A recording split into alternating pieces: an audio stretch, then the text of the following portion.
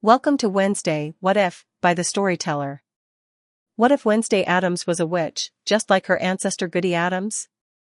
What if Wednesday was called upon by Goody when her powers started manifesting a year earlier than in the original timeline, and she met Tyler before Miss Thornhill, aka Laura Gates? Like, comment, and subscribe to be updated. Chapter 13. Date night. Wednesday quickly entered the Weathervane, the familiar scent of coffee beans and the hum of quiet chatter enveloping her as she made a beeline for the counter. Tyler was already there, behind the counter, effortlessly working the espresso machine as if it were second nature. "I need a quad," Wednesday said, her voice steady, but with an edge of annoyance. "On it," Tyler said, his usual grin playing on his lips as he started preparing her drink. As the coffee brewed, he glanced over at her, sensing the tension in the air. "You want to tell me why you're in such a bad mood?" Wednesday shrugged, her eyes distant, but her thoughts clearly swirling. "Adele's here. She's now the new fencing coach, in addition to being a guidance counselor." Tyler raised an eyebrow, pausing for just a second as he adjusted the milk frother. "That's great. Maybe you can finally stop seeing Dr. Kimbot. You know, since you've got someone who actually knows what she's doing." "Don't remind me," Wednesday muttered, her fingers tapping on the counter in an irritated rhythm. Her mind was still processing the fact that her cousin was now here, practically running the show. It wasn't that Adele hadn't been helpful last year, or that she hadn't been supportive when things got tough, it was just Adele. She wasn't sure she could handle her cousin's overbearing attention now, of all times. Tyler let the moment sit for a beat before continuing, "Well, don't forget how much she helped us out last year, especially with everything that went down between us and Secrets last year. You know, she's not all bad." Wednesday exhaled sharply, her lips curling into a faint frown. "Fine. But it's still Adele. I didn't expect her to just show up at Nevermore, like some sort of official presence." Tyler slid her coffee across the counter, meeting her gaze. "I get it. But you'll survive, right?" he said with a playful smirk. "Besides, you've got other things to focus on. Like us." Wednesday looked at him, narrowing her eyes slightly. "Us?" Tyler leaned against the counter, his usual confident grin softening into something a little more genuine. "Yeah. I was thinking, since you're back, maybe we could spend some time together. How about a date? Just the two of us." He paused for effect, then added, "We could go to the old Gates mansion." Wednesday raised an eyebrow, the suggestion both surprising and oddly appealing. "The Gates mansion? Is there an occasion?" Tyler shrugged nonchalantly, the twinkle in his eyes never fading. "No particular occasion. I just thought it'd be nice since we've been apart for the holidays. We can make a night of it, dinner, a movie. You know, the usual." Wednesday's gaze softened ever so slightly as she weighed the offer. The idea of spending some time away from all the chaos, especially the sudden presence of Adele, was tempting. And, despite herself, the thought of a date with Tyler wasn't exactly unpleasant.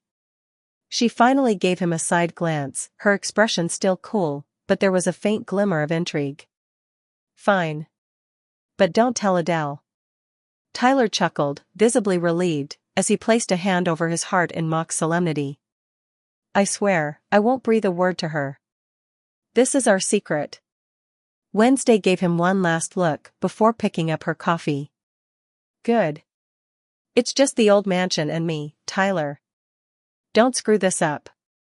With that, she turned and walked out of the Weathervane, the door chiming behind her. Tyler watched her go, a satisfied grin stretching across his face. This would be interesting. And maybe, just maybe, Adele would have to wait a little longer to hover over her cousin. Tonight, it was just Wednesday. And him. Later that evening, Wednesday found herself at the edge of the old Gates mansion, the crumbling structure looming before her like a haunted relic of forgotten times. The air was crisp, and the smell of the cold, damp earth lingered in the air. She tucked her coat tighter around herself, the only sound being the crunch of snow beneath her boots. The mansion had always intrigued her, even if it was just a bit too eerie for most people. She had spent many days exploring the vast, overgrown gardens and peering through the windows into the shadowed halls. Tonight, however, the house felt different. There was an energy in the air, a quiet anticipation that she couldn't quite place. Tyler was already there, standing in front of the massive front door, holding a lantern that flickered in the wind. He looked up and grinned when he saw her. "Hey," he said, the warmth in his voice pulling her out of her thoughts. "You made it." Wednesday raised an eyebrow, trying to look unimpressed. "Of course I did. You're not getting rid of me that easily." He stepped forward, opening the door for her with a dramatic flourish. "After you, my lady." She gave him a look that was half skeptical, half amused, and walked past him into the dark interior of the mansion. The floorboards creaked under her weight as she made her way deeper into the entrance hall, the heavy scent of dust and age mingling in the air. Tyler followed her inside, shutting the door behind him. "I figured we could make a night of it," he said, his voice softer now, almost hesitant.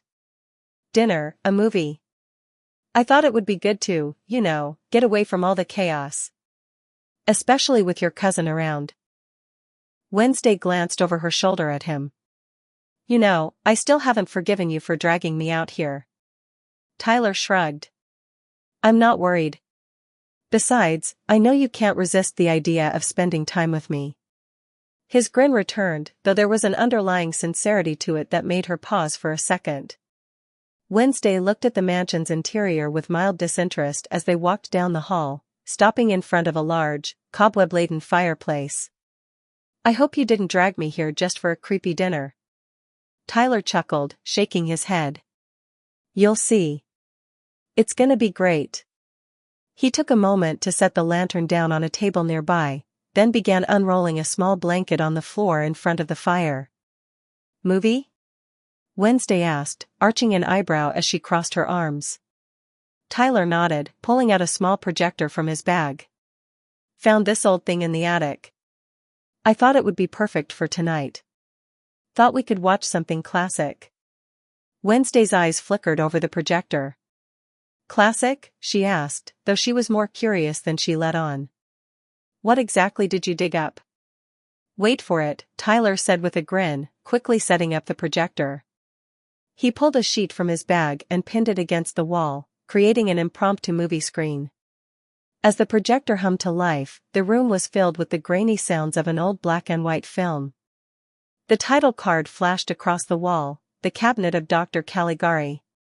Wednesday's lips twitched into a smile, despite herself. "I should have known." Tyler sat down next to her on the blanket, leaning back and stretching his legs out. "I thought you might appreciate the absurdity of it," he said, eyes glinting. "And besides, it's got that creepy vibe you seem to love." As the movie flickered on the wall, Wednesday felt a shift in the atmosphere. For once, it wasn't about her family's expectations, or the chaos of school. It was just the two of them, the flickering shadows, and the eerie, silent film. It felt almost normal. She glanced at Tyler, his attention fully on the movie, the glow of the projector casting strange shadows on his face. Despite her usual indifference, she couldn't help but feel a strange sense of comfort. Maybe it was the shared history, or the fact that in this moment, everything felt a little more manageable. Either way, she felt a small sense of peace she didn't want to acknowledge, but couldn't entirely ignore.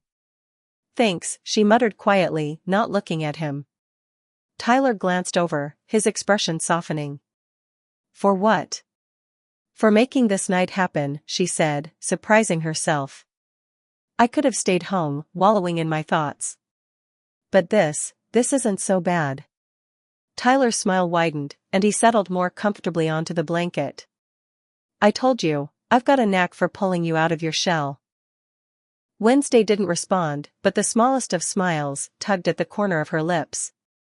She settled back, letting herself enjoy the absurdity of the movie and the warmth of the fire, if only for a little while. It was a brief escape from everything else, just her and Tyler, surrounded by shadows and silence. But then, as the movie's tension reached a peak, so did the unspoken tension between them. The space between them closed gradually until their lips met in a kiss that was gentle at first, tentative, like they were both testing the waters. But as they deepened the kiss, something shifted. It wasn't just a kiss, it was more, a connection, a warmth, something raw and real. Their bodies moved closer, their jackets long forgotten on the floor. For a moment, it was just them, the fire, and the heavy pull of desire. But before anything else could happen, the door to the room creaked open. What the hell? Tyler jumped back, startled, his heart pounding. Standing in the doorway was none other than Sheriff Galpin, his broad frame casting a long shadow across the room.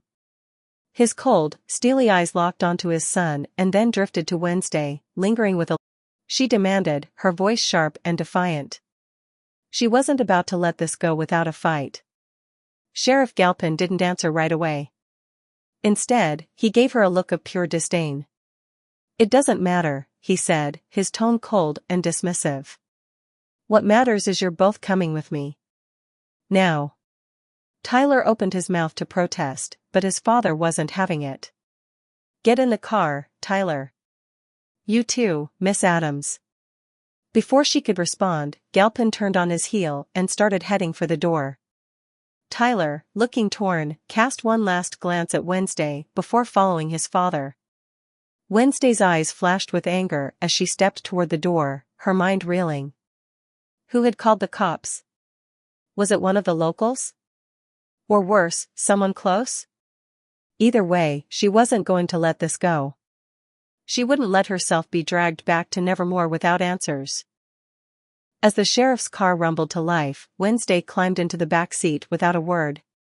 She could feel the tension in the air, the heat of the moment now gone, replaced with the weight of unspoken questions. She leaned her head against the window, her eyes narrowed, already planning her next move. The night had taken an unexpected turn, but one thing was clear, tomorrow, she was going to find out who had ratted them out. And they would pay for it. The staff meeting had taken an unexpected turn. Sheriff Galvin, standing at the front of the room, had just finished explaining the events surrounding Wednesday and Tyler's evening, and the room was thick with disbelief. Principal Weems and Miss Thornhill looked thoroughly shocked, the weight of the situation hanging over them like a cloud. Most of the teachers had their mouths open, unsure of how to respond to the sheriff's account of the incident. But amidst the stunned silence, there was one person who was, for lack of a better word, grinning.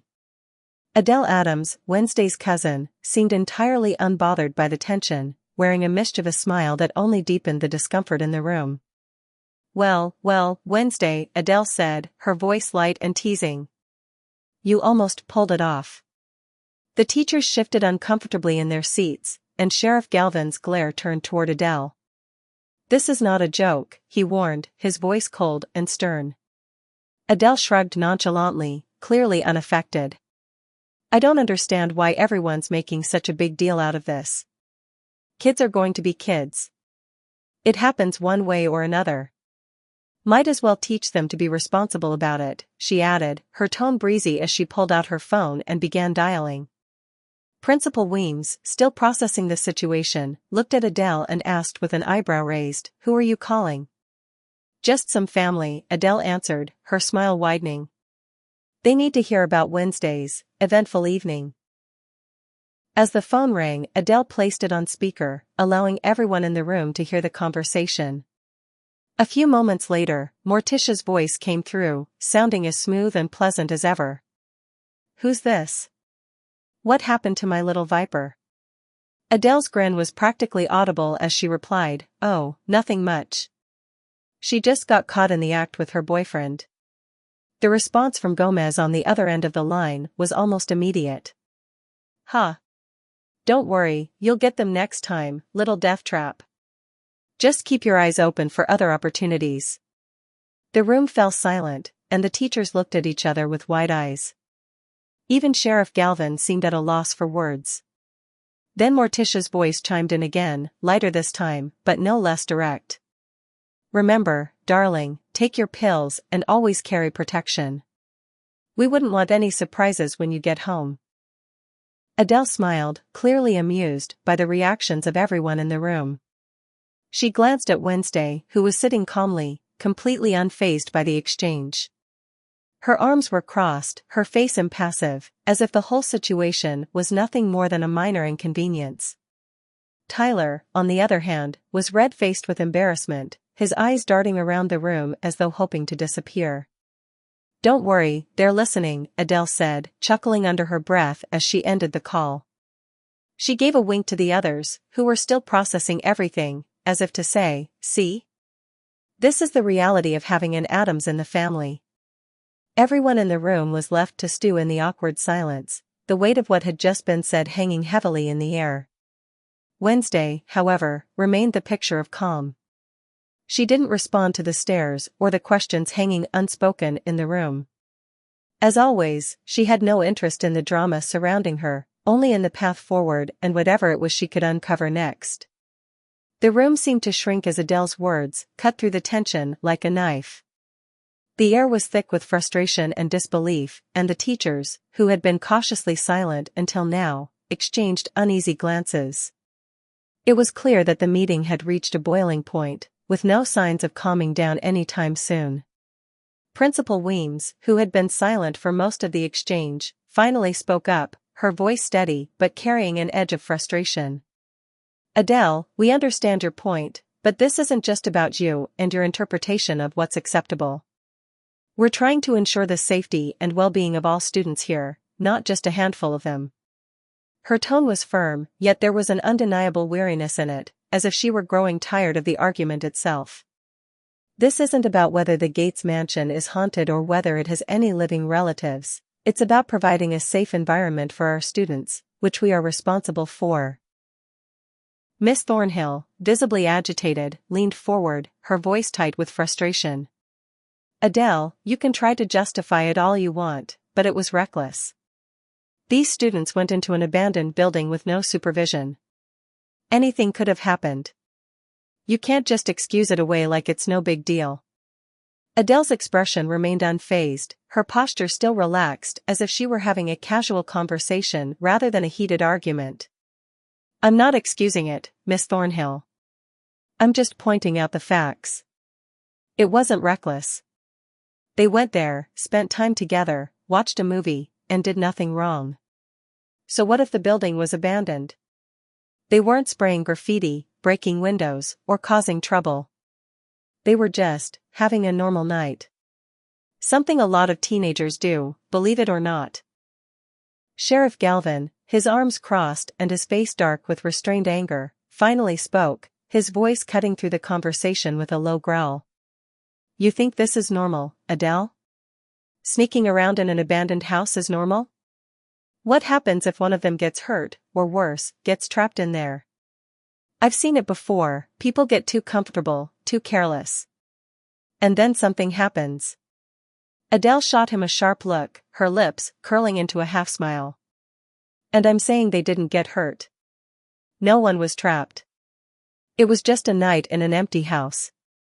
If you really want to spend your time hunting down teenagers for this, maybe you should be spending more time worrying about the real issues in this town." She leaned in a little, voice sharp. "Like the squatters desecrating the old meeting house. You know, a historic monument. Are you going to keep focusing on petty things, Sheriff, or actually do something productive?" The room fell deathly quiet at her words. Even Sheriff Galvin seemed taken aback for a moment, a flash of guilt, or perhaps anger, crossing his face. Principal Weems shot an uncomfortable glance in his direction, but she was too professional to show more than a flicker of irritation. "Enough, Adele," Miss Thornhill snapped, her patience finally wearing thin. "That's not what we're discussing right now. This is about what happened with Wednesday and Tyler. Don't deflect with other problems." "Oh, I'm not deflecting, Miss Thornhill," Adele responded smoothly, her voice dripping with sarcasm. "I'm just pointing out that there are far worse things going on in this town than some teens spending a couple of hours in an old house. You want to pretend that's the real problem? Please." She leaned back in her seat, her eyes gleaming with challenge. "If you want to argue some more, go ahead. But just remember, I'm a lawyer. I've stood in front of judges, and I've fought in Congress. You really think you can out-argue me? The teachers exchanged wary glances, some of them visibly uncomfortable with the escalation. Principal Weems, however, held her ground, her expression a mask of professionalism. "This is not the time or place for personal threats, Adele," she said, her voice firm but calm. "The safety of our students is our priority. If you want to argue this further, you can take it up with the school board. But as of now, we're still having this conversation." Miss Thornhill's eyes were sharp as she glared at Adele, her fingers tapping against the table. "You're missing the point entirely. It's not about arguing whether they were having fun or not, it's about the potential danger of being in an abandoned, dilapidated house. What kind of example are we setting if we just let that slide?" Adele's smile remained unfazed, but there was an edge to her voice when she responded. "I don't see the danger, Miss Thornhill. It's not like they were running around in the dark with no plan. They were just hanging out. And as for setting an example, maybe we need to stop treating every little thing like it's the end of the world." "You really think this is going to ruin them?" Sheriff Galvin's jaw clenched, and he leaned forward, his gaze hardening. "I'm trying to keep them safe. That's what this is about, Adele. You might be more concerned about your legal expertise, but this is about protecting kids who think they can do whatever they want." Adele's eyes narrowed as she met his gaze, her voice suddenly low and pointed. "I know exactly what it's like to protect kids, Sheriff. I've done it for years. But this wasn't a crime. It wasn't dangerous, and no one was hurt. You can keep trying to twist it, but the truth is they had a quiet night in an abandoned house, and nothing more." She glanced briefly at Principal Weems, then turned back to Sheriff Galvin. "So, if you want to keep wasting your time and resources on this, be my guest. But I won't stop defending them. And I won't stop until I win this argument." The room was silent for a moment, the weight of Adele's words hanging in the air, like a challenge no one could fully meet. Principal Weems took a deep breath and raised her hand, signaling the end of the conversation for now. "Enough, Adele," she said, her tone final. "You've made your position clear. But for now, this discussion is over. We'll deal with this issue, properly, later." Adele didn't back down, but she didn't push further either. She sat back in her chair, her arms folded, and gave a small, victorious smile, as if she knew the outcome was already in her favor. Sheriff Galvin and Miss Thornhill exchanged glances, both simmering with frustration but knowing better than to continue a fight they couldn't win at that moment. Principal Weems stood, signaling the end of the meeting. "Adele," she said softly, but with authority, "I will make sure this issue is addressed, and we will figure out the best course of action for everyone involved. Now, if you will excuse us, I think it's time to move on." Adele stood as well, not bothering to hide her smile, before nodding politely. "Of course, Principal Weems. I'm just glad we're all on the same page now." As the teachers filed out, the tension lingered in the air, leaving everyone to stew over the unresolved conflict, and the growing sense that things were far from finished. The room, which had briefly relaxed after the meeting had seemingly ended, was once again plunged into thick tension. The teachers had already started moving toward the door, eager to escape the uncomfortable atmosphere, but Adele was far from finished. With calculated precision, she turned to Sheriff Galvin, who was still lingering by the door. "I need your phone," she said, her voice firm and unyielding. Galvin hesitated, clearly caught off guard by her request. "Why do you want it?" Adele's smile was cold, almost sinister, as she answered, her voice dropping an octave. "Because I want to know who is the snitch who wasted my time." She extended her hand, and after a brief moment of reluctance, Galvin handed it over. Adele glanced at the phone in her hand, her fingers moving quickly as she typed a number into her own device. She hit send, her eyes not leaving Galvin's phone screen as it buzzed with the incoming message. It was only a few seconds before her gaze shifted sharply to Miss Thornhill, who had been standing near the back, seemingly eager to exit but now frozen in place. The phone rang in Miss Thornhill's pocket. Adele's smile grew wider, a wicked glint in her eyes. She didn't even look at the phone, she was too focused on Miss Thornhill's reaction. Well, Adele said, her voice laced with amusement and malice, didn't think a teacher would be the snitch. Miss Thornhill's face paled, her breath hitching as she fumbled for her phone, realizing too late that she'd been caught. Her fingers trembled as she answered, but her voice barely managed to come out. Hello? Ah, so it's you, Adele continued, her tone dripping with smug satisfaction. She turned her full attention to Miss Thornhill now, her eyes narrowing as she spoke with a cutting precision. So what's your game here, Miss Thornhill? Where are you really coming from? Were you genuinely worried about Wednesday and Tyler, or were you just trying to get in everyone's good graces by blowing this all up? Her words were sharp, every syllable designed to dig into Miss Thornhill's skin like an arrow. The teachers standing near the door could feel the intensity of the conversation, but none of them dared to intervene. They knew better than to get caught up in this one.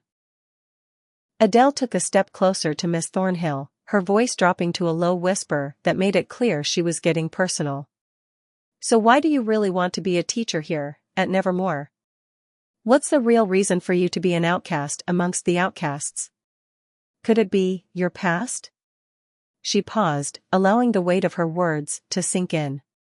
You know, I've got contacts. The FBI, the CIA, even the Pentagon.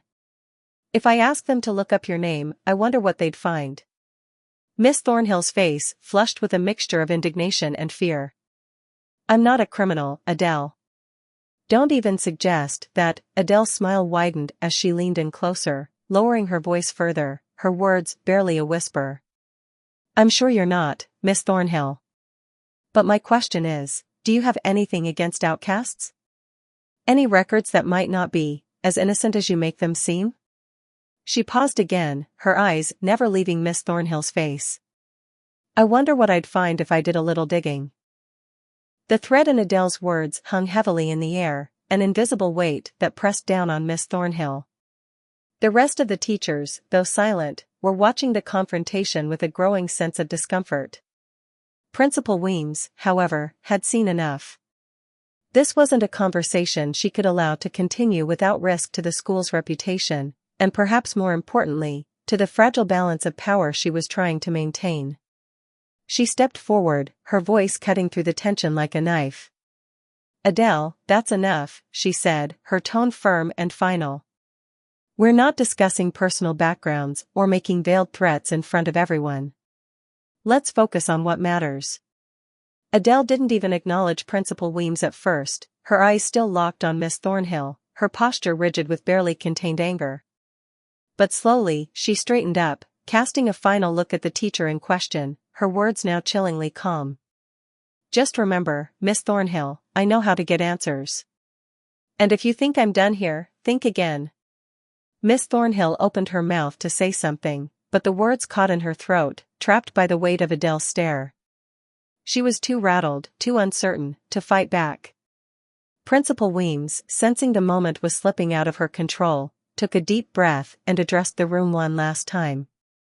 We will deal with Wednesday and Tyler later. For now, let's end this meeting before things escalate any further. Adele slowly turned toward Principal Weems, her eyes still burning with intensity. Fine. But don't think for a second I'm dropping this, Principal. I'll be back. You know where to find me. With that, Adele finally broke the standoff, stepping back and gesturing toward the door. The teachers, now fully aware that the meeting hadn't truly ended, began filing out. But as they moved, they cast furtive glances at Adele and Miss Thornhill, unsure of what would come next. The tension, though momentarily dispersed, would undoubtedly linger. And somewhere, deep in the heart of the old Gates mansion, something else, perhaps even darker, was waiting. Like, comment, and subscribe to be notified for updates on this series.